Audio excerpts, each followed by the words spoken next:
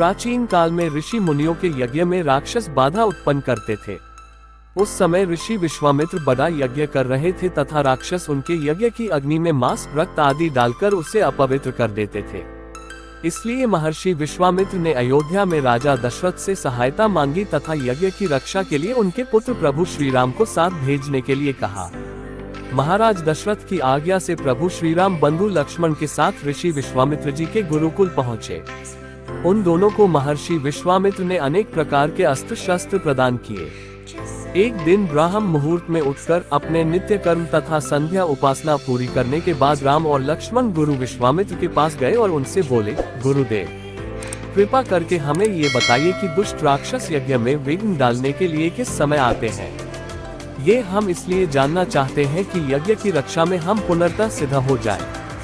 कहीं ऐसा न हो कि हमारे अनजाने में ही वे आकर उपद्रव मचाने लगे। राक्षस कब आते हैं ये जानकर हम सतर्क हो जाएंगे। राजा दशरथ के वीर पुत्रों की यह उत्साह से भरी बातों को सुनकर वहां पर उपस्थित सारे ऋषि मुनि अत्यंत प्रसन्न हुए और बोले, हे रघुकुल के भूषण राजकुमारों, यज्ञ की रक्षा करने के लिए तुमको आज से 6 दिन तथा रात्रि तक पूर्ण रूप से सावधान मुद्रा में और सजग रहना होगा। इन 6 दिनों में गुरु विश्वामित्र जी मौन रहकर यज्ञ करेंगे। इस समय में आपके किसी भी प्रश्न का उत्तर नहीं देंगे क्योंकि वे यज्ञ का संकल्प कर चुके हैं।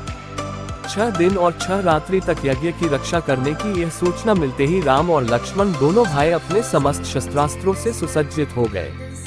5 दिन और 5 रात्रि तक श्री राम और लक्ष्मण निरंतर बिना किसी विश्राम के सतर्कता के साथ यज्ञ की रक्षा करते रहे। इन 5 दिन तथा रात्रि में यज्ञ में किसी भी प्रकार की विघ्न अर्थात बाधा नहीं आई। 6वें दिन राम ने लक्ष्मण से कहा, भाई सौमित्र, यज्ञ का आज अंतिम दिन है और उपद्रव करने के लिए राक्षसों की आने की पूर्ण संभावना है। आज हमें विशेष रूप से सावधान रहने की आवश्यकता है। तनिक भी असावधान हो गए तो गुरुदेव जी का यज्ञ और हमारा सारा परिश्रम निष्फल और निरर्थक हो सकते हैं।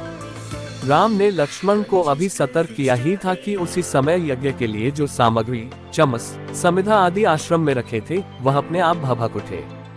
अचानक आकाश से मेघों के गरजने की आवाज आने लगी। सैकड़ों बिजलियां तकने की आवाज आने लगी। उसके बाद मारीच और सुबाहु की राक्षसी सेना यज्ञ के स्थान पर रक्त, मांस, मज्जा, अस्थियों आदि की वर्षा करने लगी। यज्ञ में बाधा आ रही है ये देखकर श्री राम ने उपद्रवकारियों की ओर देखा।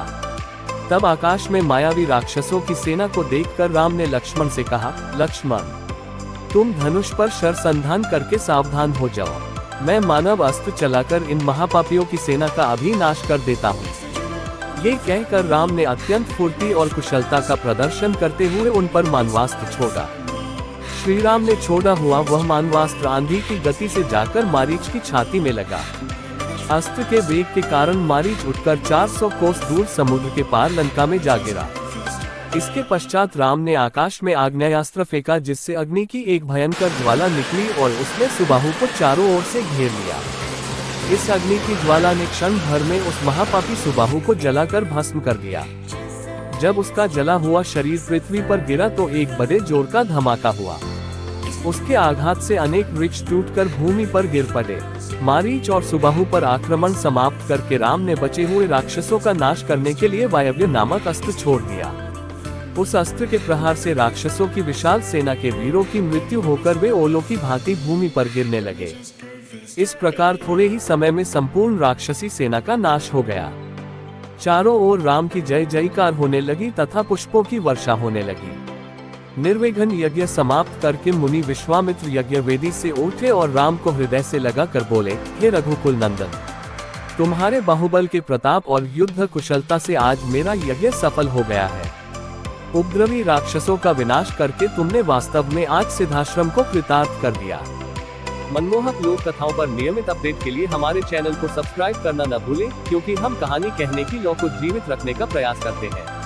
हमारे किसी भी आगामी एपिसोड को देखना न भूलें, जहां हम भारतीय लोक कथाओं के खजाने से अधिक छिपे हुए रत्नों को उजागर करेंगे। हमसे जुड़े और इस अविश्वसनीय साहसिक कार्य का हिस्सा बने, क्योंकि हम आपको लोक कथा इतिहास, लोक कथाओं का अनावरण की मनोरम दुनिया में जाने के लिए आमंत्रित करते हैं। मंत्रमुग्ध और प्रेरित होने के लिए तैयार रहें। जय श्री राम मित्रों।